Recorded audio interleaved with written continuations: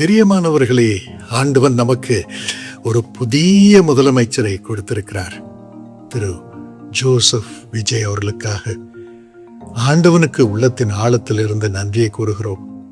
அவர்களும் மிகுந்த உறுதியோடு தனிமையாக நின்று இந்த பெரிய வெற்றியை தமிழகத்திற்கு கொண்டு வந்தபடியினால் உள்ளத்தின் ஆழத்தில் இருந்து நன்றியை தெரிவித்துக் கொள்கிறோம்.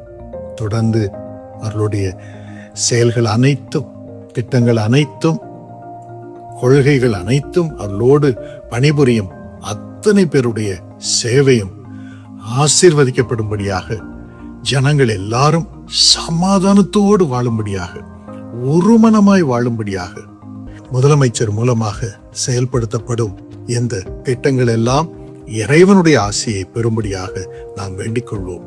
தயவாக ஆண்டவன் அருள் புரிவார். ஆண்டவனே, தயவாக நீர் கொடுத்திருக்கும் எங்களது முதலமைச்சர் அவர்களுக்காக நன்றி கூறுகிறோம். அவர்களோடு செயல்படும் மக்களை ஆசீர்வதியும்.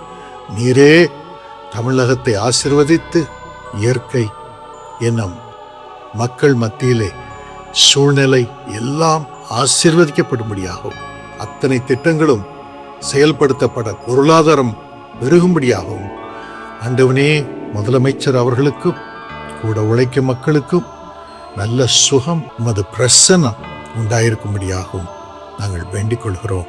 நீர் அப்படி அருள் புரிவதற்காக நன்றி. இயேசுவின் நாமத்தில் இந்த பிரார்த்தனையை தாழ்மையோடு ஏறெடுக்கிறோம். இதை அங்கேற்தலும் சுவாமி.